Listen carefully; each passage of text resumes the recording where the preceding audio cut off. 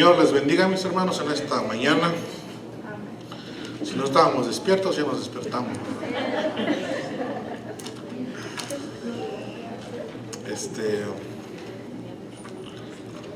Es un placer, ¿verdad?, estar en la presencia, en la casa de Dios y aprender más de lo que la palabra de Dios nos enseña.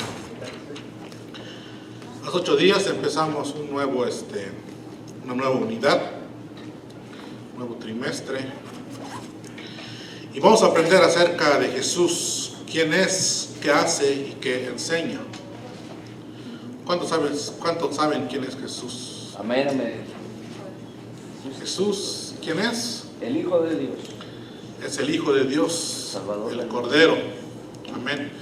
Cuando Juan estaba bautizando en el río Jordán y miró que Jesús venía hacia él, él dijo: he aquí el Cordero de Dios que quita el pecado del mundo.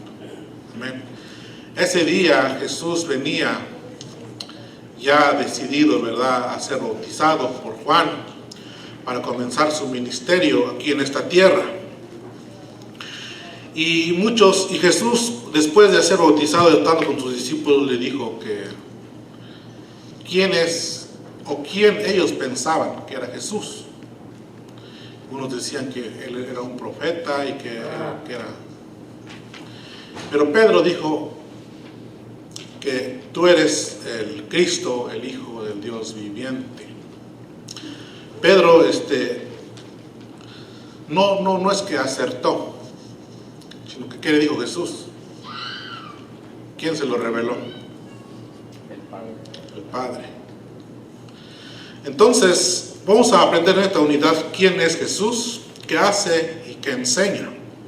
Hace 8 días aprendimos de Jesús, el Hijo de Dios. Hoy vamos a aprender de Jesús, el Hijo del Hombre. Quiero que entendamos o sepamos hoy que el título o el nombre de Jesús, el Hijo de Dios, o este título, Hijo de Dios, dado a Jesús, describe su naturaleza divina y lo presenta como Dios con nosotros. Amén.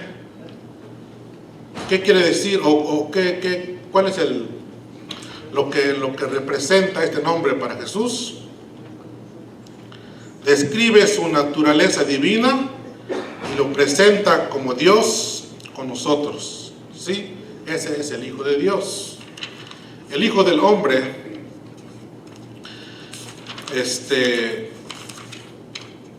el título de Hijo del Hombre está en la hojita que tienen ustedes ahí. Verdad central, dice: el título Hijo del Hombre dado a Jesús describe su naturaleza humana y se identifica con los seres humanos. ¿Sí? Ahí está la diferencia entre los dos nombres que es utilizado para Jesús. El primero, Hijo de Dios, describe su naturaleza divina, y Jesús, Hijo de Hombre, describe su naturaleza humana y identificación con el hombre o los seres humanos. Vamos a orar, amén, para empezar este estudio en esta mañana. Señor, te damos gracias porque tú has sido bueno, Señor, para con nosotros en todo tiempo. Podemos mirar, Dios mío, tu fidelidad, tu misericordia cada mañana que nos levantamos. Poder ver, Dios mío, una vez más, un día nuevo, Señor, la luz del sol. Y que tú no has fallado, Dios mío, a tus palabras.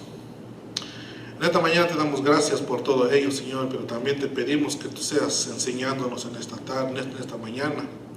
Que tu palabra, Dios mío, haya cabida en cada corazón de mis hermanos y también en el mío, Señor, ya que tú nos hablas, Dios mío, a todos por igual. Te damos toda la gloria, Señor, toda la honra en el nombre de Jesús. Amén. Entonces dijimos que el título de hoy para la lección es Jesús, el Hijo del Hombre. Este título, Hijo del Hombre, dado a Jesús, describe su naturaleza humana y su identificación con los seres humanos. Texto para memorizar y aplicar a la vida.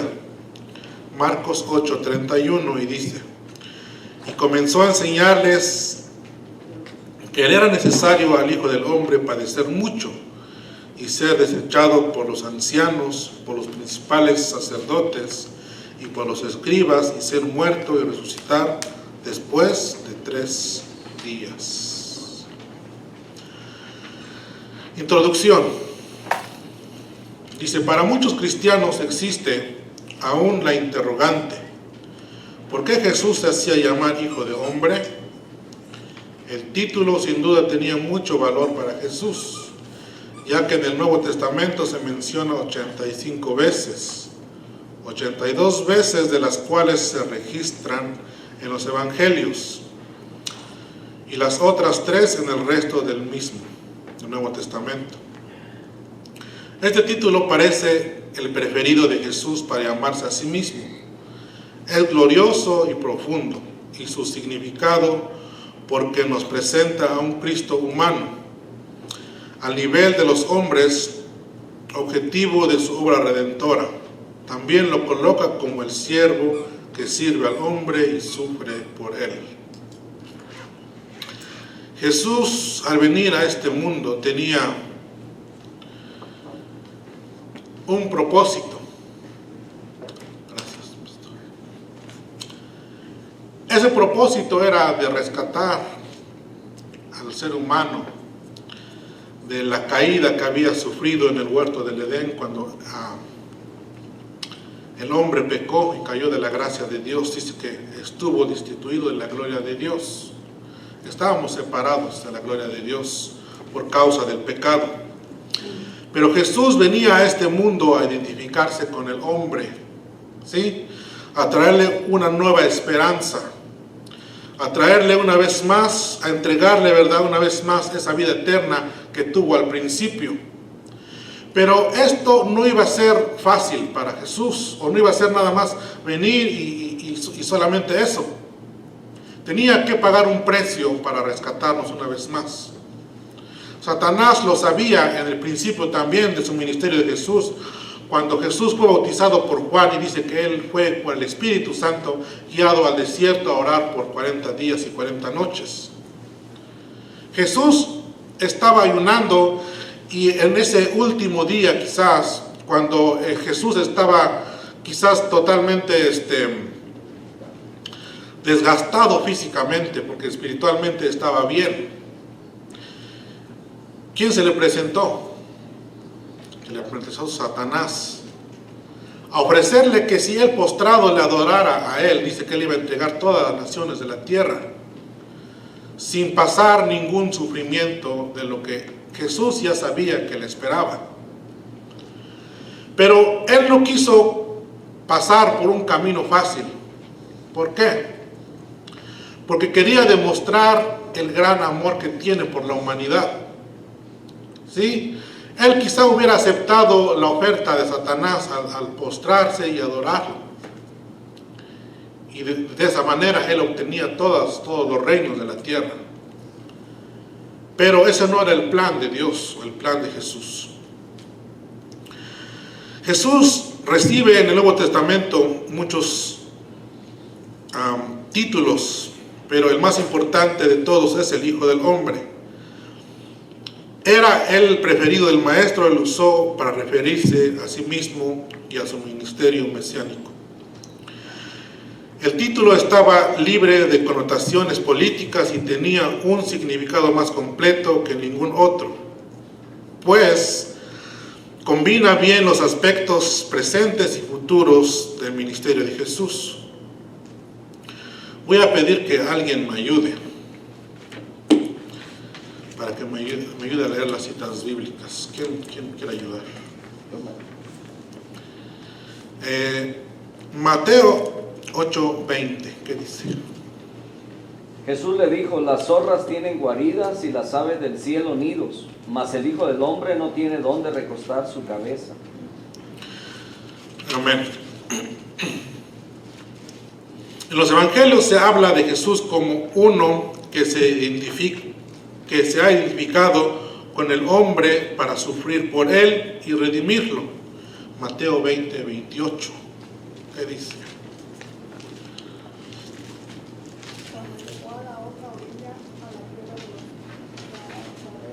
Mateo 20, 28. Como el Hijo del Hombre no vino para ser servido, sino para servir y dar su vida en rescate por muchos. Sí. Dice aquí en los evangelios se habla de Jesús como uno que se identifica o se ha identificado con el hombre para sufrir por él y redimirlo. ¿Sí? Entonces Mateo escribía en su capítulo 20, versículo 28 y dice, como el Hijo del Hombre, ¿qué? No vino para ser servido, sino para servir y para dar su vida en rescate por muchos. Entonces Jesús se estaba identificando con el ser humano, ¿sí? Que él iba a sufrir, iba a redimir al ser humano del pecado en donde se encontraba. Mateo 28, 18 al 20 tiene su paralelo con el libro de Daniel 7, 13 y 14. ¿Qué dice Daniel 7, 13 y 14?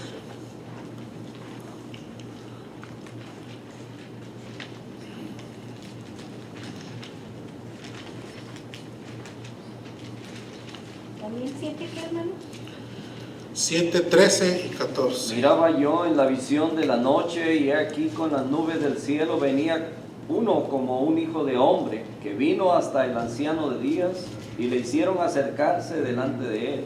Y le fue dado dominio, gloria y reino, para que todos los pueblos, naciones y lenguas le sirvieran. Su dominio es dominio eterno que nunca pasará, y su reino uno que no será destruido. La autoridad que el anciano de días promete al Hijo del Hombre fue dada a Jesús, el Señor resucitado. Dicha promesa otorgaba al Hijo del Hombre dominio, gloria y reino para que todos los pueblos, naciones y lenguas le sirvieran y se asegurara un reino eterno que jamás será destruido. Precisamente esto es lo que afirma poseer el Cristo resucitado. Amén. Entonces dijimos que Jesús venía a este mundo a identificarse con el hombre y hacerles saber de que Él venía a rescatarlos, ¿verdad? Y a darles una nueva vida. Entonces Mateo lo describió así como el Hijo del Hombre no vino para ser servido, sino para servir y para dar su vida en rescate por muchos.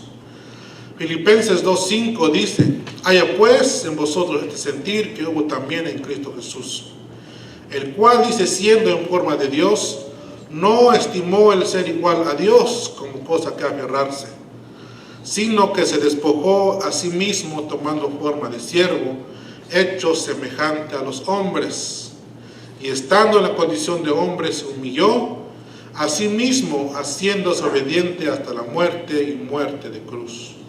Por lo cual Dios también lo exaltó hasta lo sumo y le dio un nombre que es sobre todo nombre, para que en el nombre de Jesús se doble toda rodilla de los que están en los cielos y en la tierra y debajo de la tierra, y toda lengua confiese que Jesucristo es el Señor, para gloria de Dios Padre.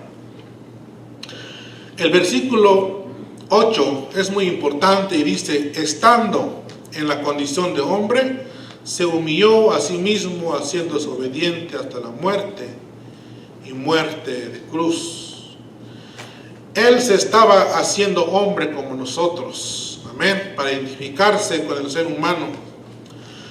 Por eso dice, por tanto, teniendo un gran sumo sacerdote que traspasó los cielos, Jesús, el Hijo de Dios, retengamos nuestra profesión. Porque no tenemos un sumo sacerdote que no pueda compadecerse de nuestras debilidades, sino uno que fue tentado en todo según nuestra semejanza, pero sin pecado.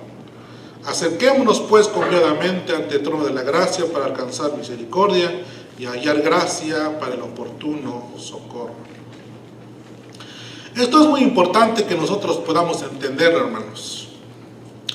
Quizás si Dios se hubiera presentado así como un Dios santo que nadie lo puede ver, así como en el Antiguo Testamento, cuando dice que cuando se apareció la zarza y Moisés fue hacia esa zarza para ver qué es lo que estaba pasando, dice que le dijo a Moisés: quítate las sandalias de los pies porque el lugar donde estás santo es. Pero que nadie lo podía ver. No me acuerdo si fue Isaías el que dijo que una visión de la gloria de Dios, y cuando vio eso dijo: soy hombre muerto porque he visto a Dios. Entonces quizás si eso fuera todavía hasta el día de hoy, la gente no tendría ese acceso a la presencia de Dios. Por eso es que Él vino como hombre. Y dice aquí en Hebreos 4:15, porque no tenemos un sumo sacerdote que no pueda compadecerse de nuestras debilidades, sino uno que fue tentado en todo según nuestra semejanza, pero sin pecado. Entonces nos está enseñando que en nuestra naturaleza como de seres humanos, de pecadores, o que hemos caído de la gracia de Dios, aún tenemos nosotros ese poder. Pero ese poder lo vamos a obtener por medio del Espíritu Santo. Jesús es lo primero que hizo al ser bautizado por Juan.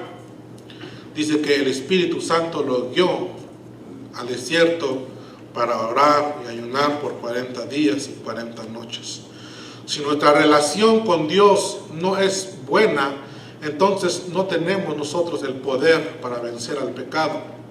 Pero si nuestra relación con Dios es muy buena, entonces podremos nosotros vencer cualquier tentación que venga en contra de nosotros. Primer punto, las demandas del Hijo del Hombre. Mateo 8, 18 al 22. Viéndose Jesús rodeado de mucha gente, mandó pasar al otro lado. Y vino un escriba y le dijo: Maestro, te seguiré a donde quiera que vayas. Jesús le dijo: las zorras tienen guaridas y las aves de los cielos nidos, mas el Hijo del Hombre no tiene dónde recostar su cabeza.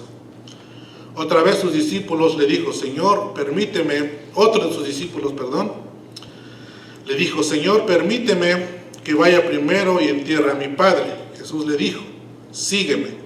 Deja que los muertos entierren a sus muertos. Aquí vemos dos tipos de personas. Dice que Jesús, viéndose rodeado de la multitud o de mucha gente, mandó pasar al otro lado, y vino un escriba y le dijo: Maestro, te seguiré a donde quiera que vayas.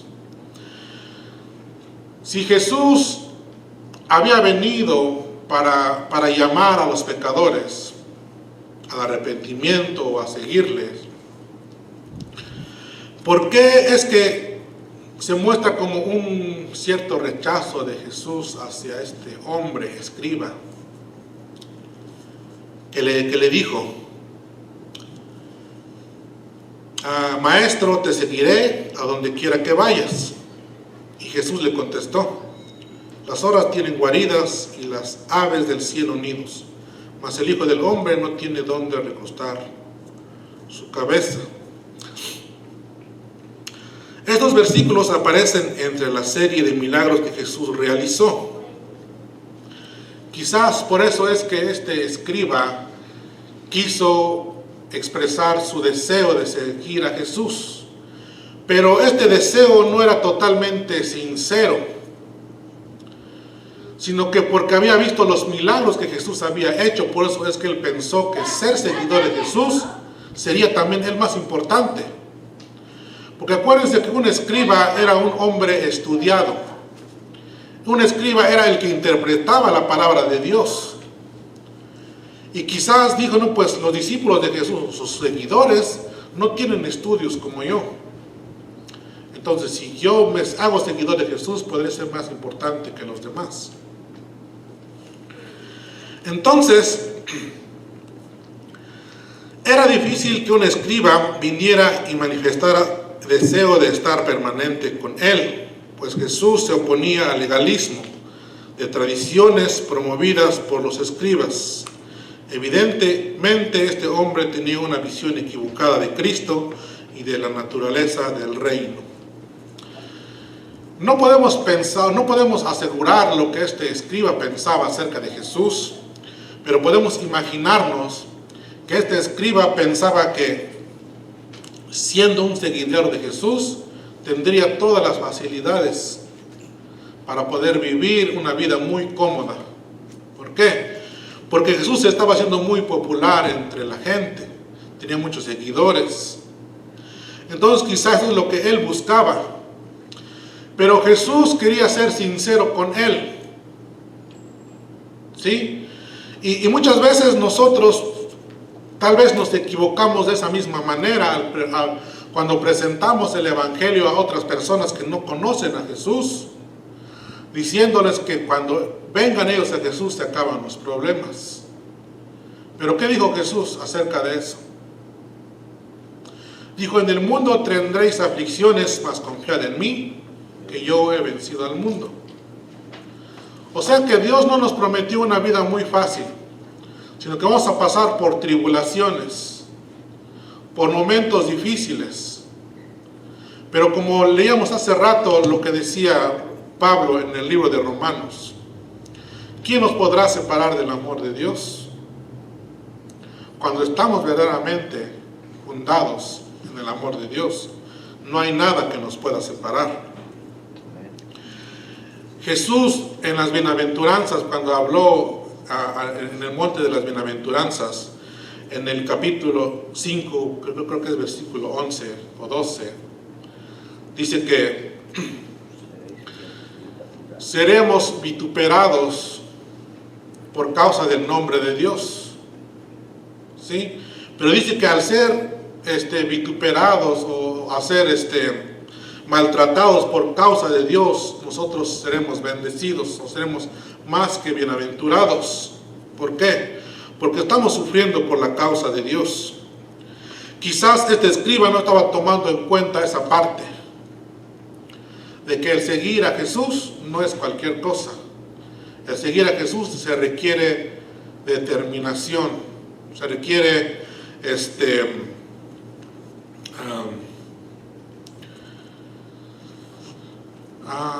¿cómo se puede decir? Negarse a sí mismo. Sufrir por la causa de Dios. Jesús mismo lo dijo: el que quiere seguir en pos de mí, dice, tome su cruz de cada día y sígame. Entonces, quizás él no estaba tomando en cuenta esa parte. Entonces, por eso Jesús le dijo a sus discípulos: si alguno quiere venir en pos de mí, niéguese a sí mismo y tome su cruz y sígame. Porque todo aquel que quiere salvar su vida la perderá, y todo aquel que la pierda, que pierda su vida por causa de mí, la hallará. Ninguno puede servir a dos señores, porque aborrecerá al uno y amará al otro, o estimará el uno y menospreciará al otro. No podéis servir a Dios y a las riquezas. Entonces, cuando nosotros vamos a seguir a Dios, necesitamos enfocarnos plenamente en Dios. Ese tipo de amor para seguir a Jesús lo demostramos todos los días en nuestra vida diaria, en cómo nosotros damos prioridad a las cosas de Dios. El escriba suponía que seguir a Jesús sería algo agradable y popular y fácil. El Señor no le prohíbe estar con él, pero es absolutamente honesto y le abre los ojos. Le declara que seguirle significaría dureza, autonegación y una cruz. Le estaba demandando que piense en lo que pide y sepa cuál es el precio. Pues Jesús no quería discípulos que en una ola de emoción dijeran que sí y luego se apartaran. Nada más se sabe de este hombre. Entonces, muchas veces nosotros quizás nos pasa de la misma manera, que vemos un milagro de Dios o que Dios hizo algo extraordinario en nuestras vidas y decimos: ahora sí voy a seguir a Jesús, ahora sí le voy a echar ganas a buscar a Dios. Pero pasa ese momento de emoción y nos olvidamos de las palabras que nosotros hemos dicho. Entonces, Dios no quiere ese tipo de personas, ¿sí? Dios quiere a alguien que esté dispuesto a seguir a Dios, no importando el precio que cueste. Entonces, vemos este hombre, entonces, escriba, que quiso seguir a Jesús, pero que no había considerado el costo o el precio que se tenía que pagar de ser seguidor y apóstol o seguidor de Jesús. Otro hombre, aquí dice, otro de sus discípulos le dijo: Señor, permíteme que vaya primero y entierre a mi padre. La solicitud del discípulo parece una simple pretensión o bien una pobre excusa. Se dice que este hombre no tenía a su padre ya muerto, ¿no? Sino que el padre de él era un anciano, pero que todavía este hombre tenía vigor, tenía fuerzas para seguir viviendo unos años más. Pero este hombre, viendo a Jesús, le dijo, sígueme, deja que los muertos entierren a sus muertos. No está hablando de que un muerto entierre a otro muerto, no. Sino que lo que este hombre estaba diciendo es que verdaderamente él no estaba dispuesto a seguir a Jesús. Porque si vemos cuando Jesús llamaba a sus discípulos, cada que él llamaba a uno de sus discípulos o de sus seguidores, dice que le decía que le siguiera al instante, no esperaba tiempo para pensar en lo que si iba a ser seguidor de él o no. Porque Jesús estaba buscando a alguien que esté dispuesto a dejarlo todo y seguirlo a él. Cuando Pedro le preguntó a Jesús, que dijo: nosotros que lo hemos dejado todo, ¿qué es nuestro premio? ¿Qué nos espera a los que pues hemos decidido dejarlo todo? Acuérdense que sus discípulos, uno de ellos eran pescadores, y dice que cuando Jesús los llamó, dejando sus redes, dice, se fueron y le siguieron. A Mateo, cuando lo encontró en la puerta de los tributos, recogiendo los impuestos, dice que Jesús le dijo: levántate y sígueme, y él se levantó y le siguió a él. Entonces vemos estos hombres que eran determinados, eran a seguir a Jesús, ¿sí? Nada les impediría seguir a Jesús, pero este hombre estaba poniendo una excusa y dijo que dice: Señor, permíteme que vaya primero y entierre a mi padre. Nada debe interponerse ni nada debe estar por encima del Señor. No importa cuán tierno sea el lazo o cuán sagrado el deber. Todo aquello que nos separa de Él nos mantiene con los espiritualmente muertos, ¿sí? Todo lo que nos separa de las cosas de Dios nos mantiene espiritualmente muertos. Si consideramos lo que en el Antiguo Testamento era, o cuán importante era que un hombre enterrara a su padre, este hombre quizás estaba dando una buena excusa. Acuérdense que cuando Jacob se fue a vivir a la tierra de Egipto, dice que le hizo a su hijo José prometer de que el día que él muriera lo llevaría a enterrar al lugar donde Abraham había comprado para sepultura de ellos. Entonces, dice que Josué era un hombre pues muy destacado en la tierra de Egipto, era el gobernador de la tierra de Egipto. Y cuando se murió su padre, él cumplió esa promesa de su padre que le hizo, ¿sí? Él dice que pidió permiso al faraón para ir y enterrar a su padre. Entonces dice que pasaron 7 días ellos allá en la tierra donde fueron a enterrar a su padre, llorando por la muerte de Jacob. Entonces vemos que era muy importante un hombre de ir y enterrar a su padre. Pero Jesús no estaba diciendo que alguien que tuviera a su padre muerto lo dejara ahí y fuera. Sería quizás una irresponsabilidad de parte de un hijo. Amén. Aquí estaba hablando acerca de la muerte espiritual. Cristo conocía, dice aquí, bien el corazón humano. Si este hombre no le seguía ahora, no lo haría nunca. Pero el Hijo del Hombre manda una lealtad que estaba por encima de todo. Los muertos que entierran a sus muertos son los espiritualmente muertos, ¿sí? Los muertos espirituales son los que van a enterrar a los muertos físicos, ¿sí? Y no es que un hombre, ¿cómo se puede decir? Un muerto pues entierra a otro muerto, no, sino que el muerto espiritual entierra a sus muertos físicos. Entonces vemos aquí la demanda del Hijo del Hombre. Aprendimos entonces que el seguir a Dios significa sacrificio, dureza y autonegación y una cruz. Por eso es que Jesús dijo, si alguno quiere venir en pos de mí, nieguese a sí mismo y tome su cruz y sígame. Segundo punto, los sufrimientos del Hijo del Hombre.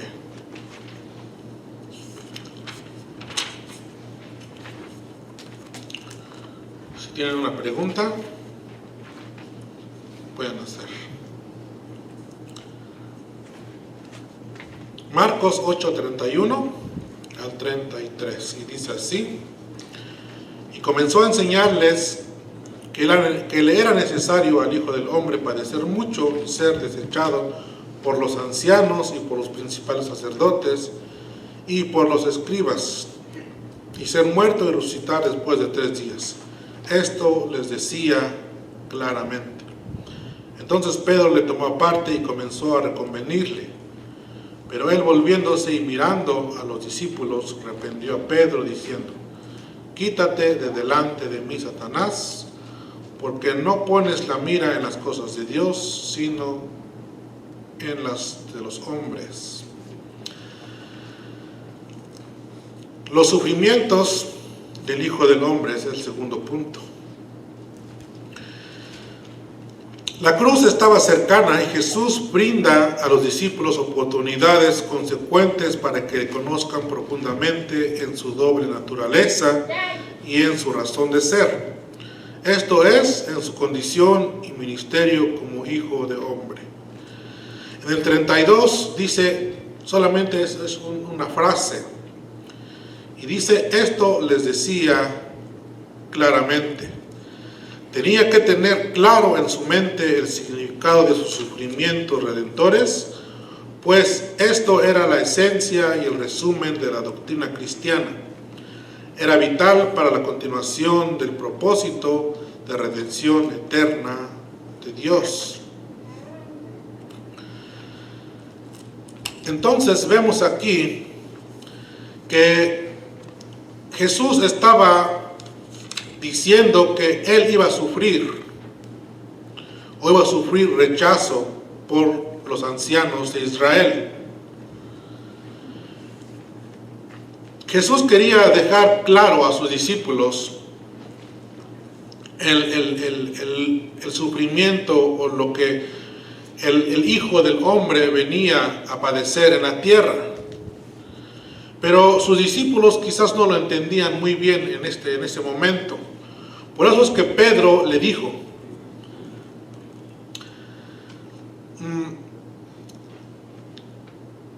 entonces Pedro le tomó aparte y le comenzó a reconvenirle. Pero él, volviéndose y mirándole a los discípulos, reprendió a Pedro diciendo: quítate de delante de mí, Satanás, porque no pones la mira en las cosas de Dios, sino en las de la tierra.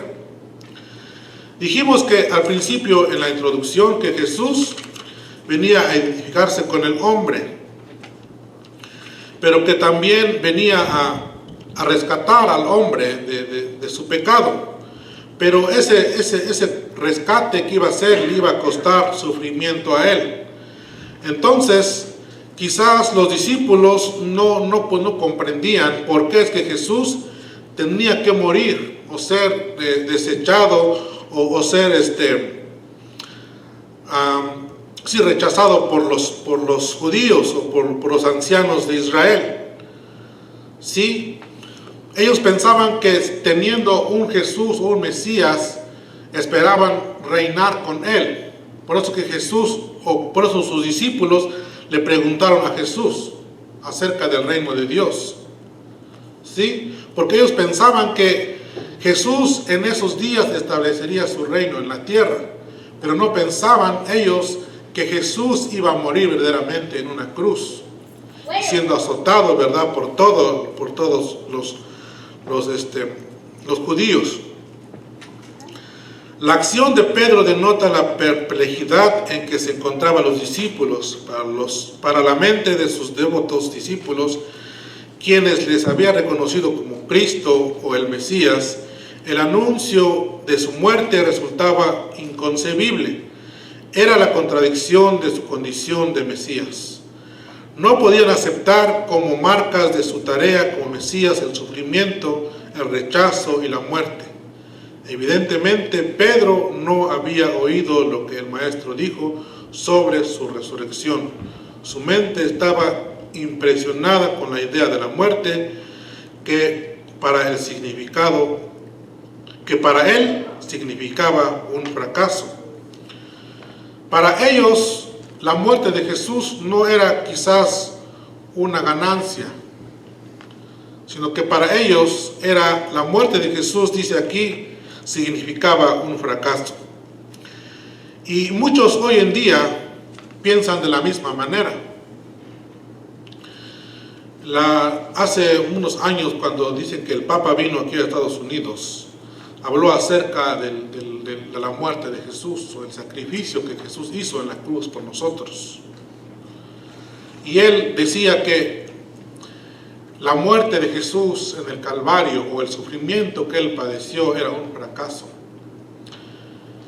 Quizás pensaba lo mismo Pedro, ¿verdad? Porque pues todas sus esperanzas estaban en Jesús, de que iban a ser redimidos de la opresión de los romanos. Pero al ser muerto Jesús, o el Mesías, el que había venido a rescatarlos de esa opresión, iba a ser muerto. Entonces para ellos resultaba un fracaso. Dice aquí, entonces, para muchos humanos, entonces la muerte de Jesús no representa una victoria, sino un fracaso. Pero, dice 1 Corintios 2:14, pero el hombre natural no percibe las cosas que son del Espíritu de Dios, porque para él son locura y no las puede entender, porque se han de discernir espiritualmente. Entonces quizás Pedro no estaba apto, o no estaba listo para recibir esta noticia, y por eso es que le dijo que le tomó Pedro aparte y comenzó a reconvenirle, pero, o sea, como a decirle, no, pues que no tienes que pasar por esto, o no tienes que sufrir, y hasta se atrevió a decir, no, pues si es necesario que yo sufra por ti, pues yo lo voy a hacer, ¿sí? Pero vemos, ¿verdad?, lo que pasó con Pedro después de que había dicho eso, ¿verdad?, que le negó, estando, ¿verdad?, en el momento más crítico o de más sufrimiento de Jesús, él le negó 3 veces. Nuestra humanidad nos lleva aún hoy a insistir que la cruz es locura y que la muerte de Cristo no era necesaria.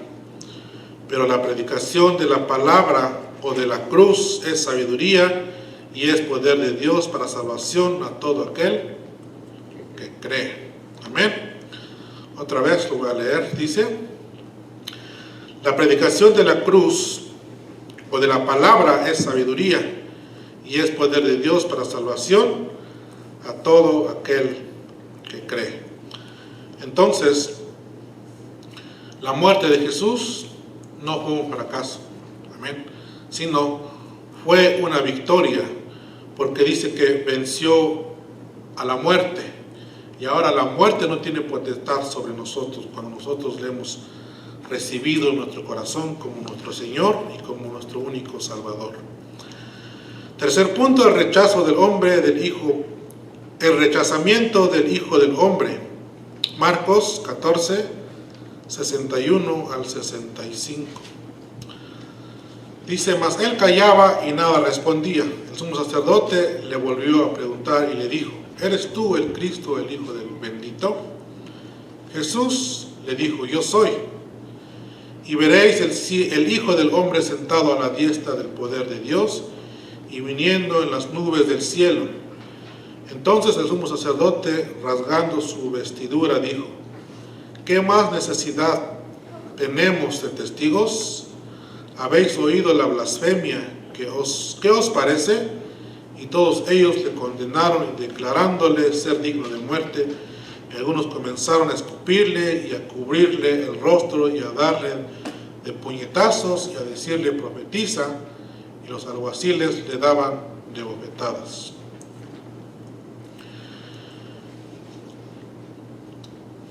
Vemos aquí el sufrimiento de Jesús. Por eso es que en el primer punto se llamó las demandas del Hijo del Hombre. Que todo el que quisiera ser seguidor de Jesús pasaría también por dificultades en la vida. No todo iba a ser como color de rosa, como muchas veces decimos. Pero la promesa es que Dios estaría con nosotros en cada momento de nuestra vida. ¿Sí? A Josué le dijeron, esfuérzate y sea valiente. ¿Sí? ¿Qué quiere decir esforzarse? ¿O qué quiere decir valiente? Un valiente se va a enfrentar a obstáculos. Uno que no es valiente, pues se va a dar por vencido a la primera vez que encuentre con algo que le impida lograr lo que sus sueños o lo que él se ha propuesto. ¿Sí? Pero un valiente no, se esfuerza. Entonces, eso es lo que requiere Jesús de nosotros, que nos esforcemos y que seamos valientes, no importa lo que nosotros podamos pasar. Este pasaje señala el cumplimiento de una de las profecías de Isaías 53. ¿Quién lo quiere leer? Que presenta al Cordero, esto es, a Jesucristo enmudecido delante de sus transquiladores. En el relato se enfrentaron dos autoridades, el sumo sacerdote terrenal y por lo tanto temporal, y su pontífice celestial y eterno, Cristo Jesús. ¿Sí? ¿Alguien que lo lea? Isaías 53.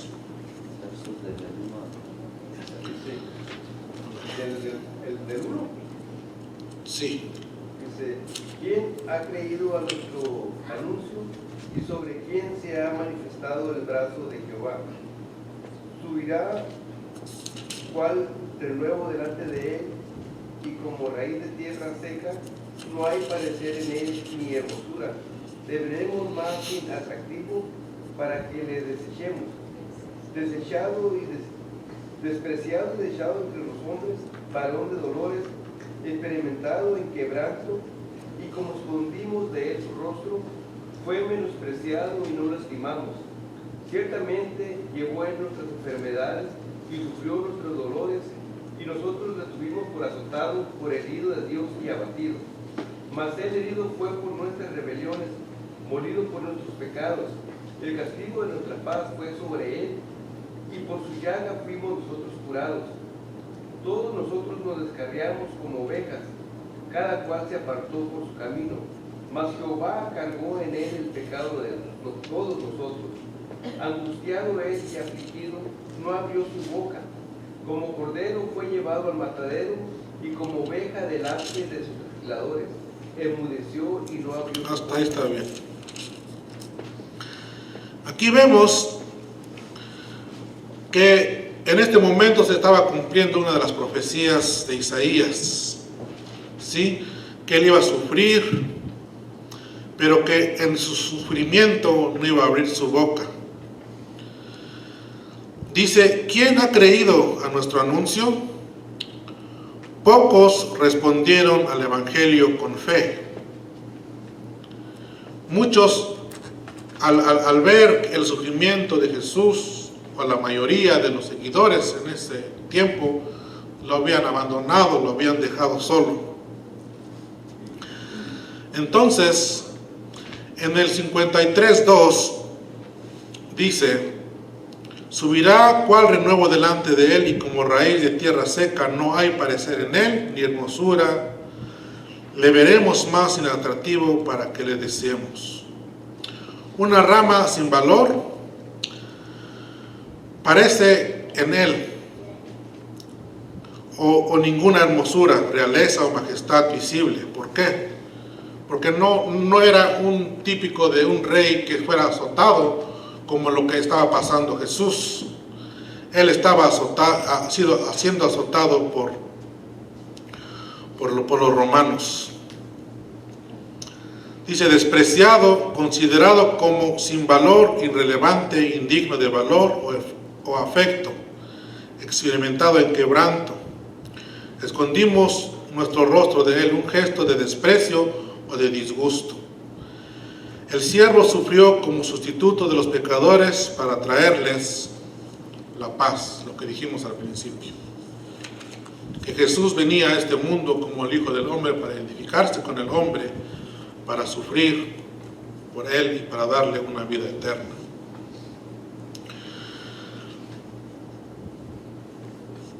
En el relato bíblico se enfrentaron dos autoridades: el sumo sacerdote terrenal y por lo tanto temporal, y el sumo pontífice celestial y eterno, Cristo Jesús. El triunfo no era de dudarse. Lo que sorprende es el contraste de armas que usaron. El sacerdote terrenal, dice aquí, los gritos, conjuros, el enojo. Cristo, su inmensa serenidad, confianza y silencio, y la verdad de ser Hijo de Dios. Aunque todos estaban en su contra y saboreando estos momentos que por años esperaron, tener a Jesús en sus manos, Cristo les da una enseñanza terrible, pero también gloriosa. Le verán venir a Él sentado a la diestra del poder de Dios. Aquí vemos que cuando el sacerdote le preguntó a Jesús acerca de quién es Él, le dijo, el sumo sacerdote le volvió a preguntar y le dijo: ¿eres tú el Cristo, el Hijo bendito? Jesús le dijo: yo soy. Por responder esta palabra o esta respuesta al sumo sacerdote, se estaba condenando para una muerte segura. Porque el atribuirse el nombre de Dios, el poder de Dios, o decir que es Dios, en el Antiguo Testamento siempre era digno de muerte. Entonces, al decir Jesús, yo soy, él se estaba condenando por decir la verdad, no por decir alguna mentira, sino que se estaba condenando él por decir la verdad. La respuesta de Jesús es clara y rotunda: yo soy. Esta es la primera declaración formal y pública que hace Jesús de su naturaleza y condición mesiánica. Mateo, escribiendo para los judíos, usa la forma hebrea tú lo has dicho. La expresión usada por Jesús era la misma que Dios usó en el Antiguo Testamento. En el Antiguo Testamento. Entonces, vemos que Jesús estaba afirmando que Él era el Hijo de Dios, o el enviado de Dios a la tierra para rescatar al mundo de su pecado. En el capítulo 65 dice: y algunos comenzaron a escupirle y a cubrirle el rostro y a darle puñetazos y a decirle: profetiza. Y los alguaciles le daban de bofetadas. Estas son expresiones de gran humillación y desprecio. La profecía de Isaías 53 se cumplía al pie de la letra. Aquella era una increíble brutalidad en líderes religiosos que representaban a Dios. Entonces Jesús estaba sufriendo por los romanos. ¿Por qué? Porque lo estaban golpeando. La forma en que ellos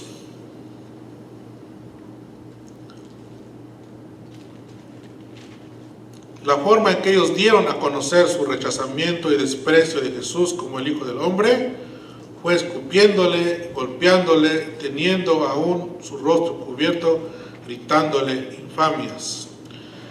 Eso es lo que nos dice en el último versículo que leímos en nuestra tercer punto, que dice: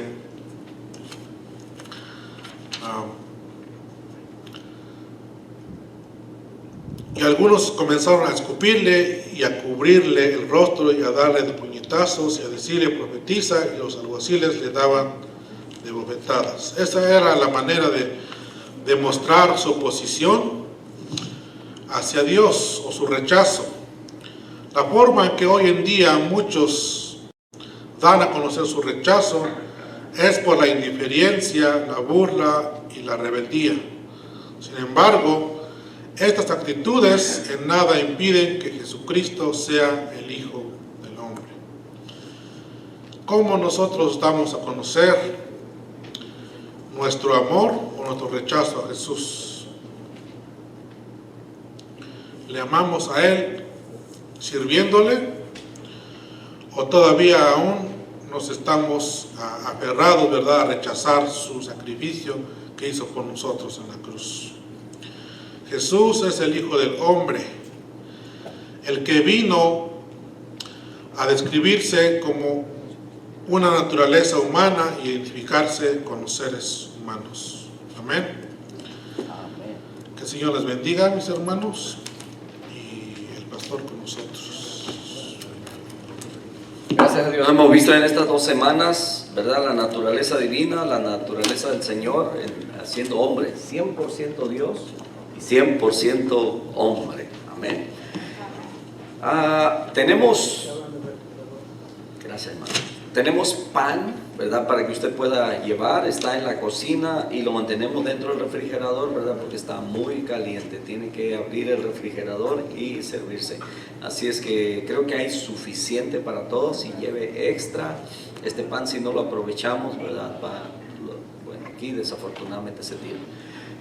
También algo más que les iba a decir, pero ya se me fue. Así es que lleven para sus vecinos, ¿verdad? Si es mucho para usted. Así es que vamos a ponernos sobre nuestros pies, vamos a despedirnos en este momento, ¿verdad? Y que estas enseñanzas, mis hermanos, ¿verdad?, no solamente las llevamos en nuestra mente, sino en nuestro corazón. Estar seguros de quién hemos creído. Jesucristo es el Hijo de Dios, es el Cordero, es el que quita el pecado del mundo, ¿verdad?, es el que pagó el precio por nosotros. Esa es nuestra convicción. Padre, te damos muchas gracias en esta mañana por esta hermosa enseñanza, Señor. Siempre estamos aprendiendo acerca de ti, lo que tú tuviste que dejar, cómo te asemejaste a nosotros, Señor, en esta humanidad. Y dice tu palabra que tú tienes compasión con nosotros porque sí fuiste probado en todo en cuanto a nuestra naturaleza, pero hallado sin pecado. Así es que ayuda que nuestra fe, Señor, que estaremos viendo en esta tarde, fe sin obras, fe muerta, fe viva, Señor amado, esté la fe viva en nosotros y que podamos llevar frutos, como dice tu palabra, frutos, Señor, que demuestran precisamente que hemos sido nacidos de nuevo en Cristo Jesús. Llévanos con bien, Señor. Guárdanos de este clima que ha llegado, Señor, a una altura extrema, pero Padre, guarda a tus hijos, guarda a los ancianos, a los niños, a nuestros hermanos, a los que trabajan en construcción, a nuestros hermanos que están pues paseando por cualquier necesidad o angustia, Señor amado. También suplicamos para que tú estés obrando en ellos. En el nombre de Cristo Jesús nos despedimos de este lugar, mas nunca de tu presencia. Amén.